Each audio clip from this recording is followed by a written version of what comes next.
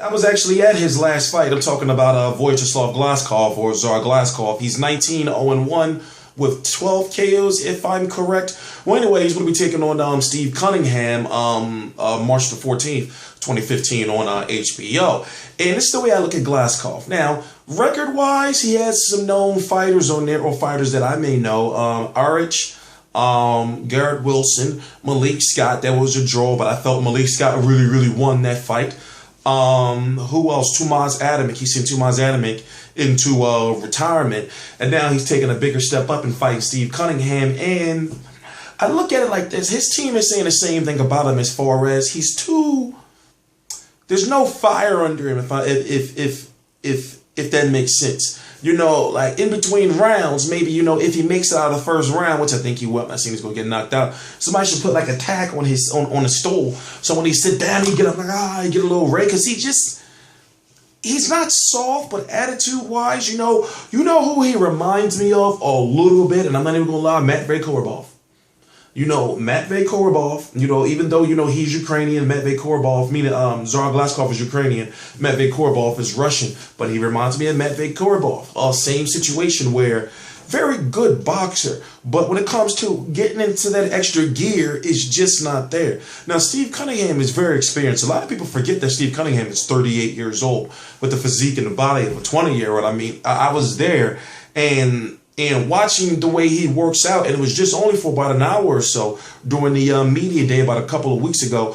That footage is right here on the channel. I have a newfound respect for him. Like, he's a beast in the gym, and you know, to be able to take care of yourself, you know, like that, and maintain that body all year round. You know, oh, by the way, I was going to tell you what he weighed in at. You had 218.4 for Czar Glazkov. You had 209.6 for Steve Cunningham. He weighs in normally around that or so, no more than usually about 210 or so. Czar Glazkov is actually a little lower. He usually weighs in at about 220, you know, 222-ish, around that area. But one thing about Czar Glazkov is that even though he may be a little bit bigger than Steve Cunningham, they're both 6'3", he's never, well, put it this way, he's only fought someone who's been smaller than him a couple of times as far as weight-wise. So that's not really going to play an issue. And we know that Steve Cunningham is considered a very small heavyweight. In fact, a cruiserweight. And in his training, it is true. He trains like a cruiserweight. He works on, you know, stuff that smaller fighters work on. So I look at it like this. I got Steve Cunningham, and I understand, yes, I'm from Philly, but it's not just because I'm from Philly. Overall skill and experience, I think it's going to be one of those close fights, to whereas in Steve Cunningham pulls away a little late, somewhat similar to the Mansour fight, a little bit without that I don't know what to call it. It was crazy, you know. What was ferociousness? That's what I wanted to say. You know, that fight was crazy. I see it being something like an 8-round-4 type situation, like a 116, 112 type deal. You know, maybe one card might have with a draw. I see it as being a very good fight on paper, and also the winner will be the #1 contender for Wladimir Klitschko's IBF title. So as far as Wladimir Klitschko, he's going to be taking on Brian Jennings April the 25th. Then he's got to take on Meaning Klitschko. He's got to defend his WBO title against Tyson Fury. Then he wants to fight the winner of Klitschko versus, wait a minute, did they do that yet?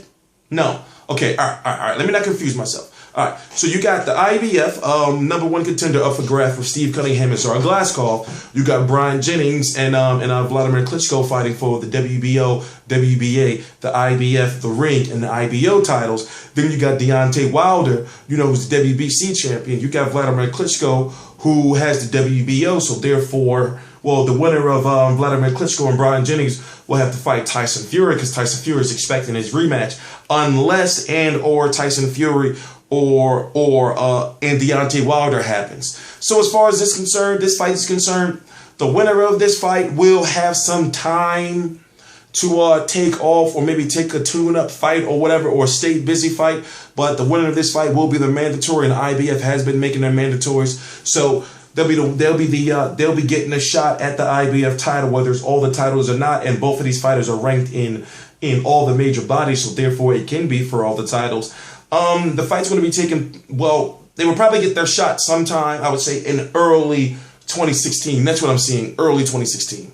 You know, or if the IBF wants to be an asshole, then they can just be, you know, and in my opinion, I'm just saying they could, you know, interrupt some things, and then after Fury or the winner of that fight, you know, whether it's Brian Jennings or Tyson Fury or Wladimir Klitschko to defend the IBF, you know.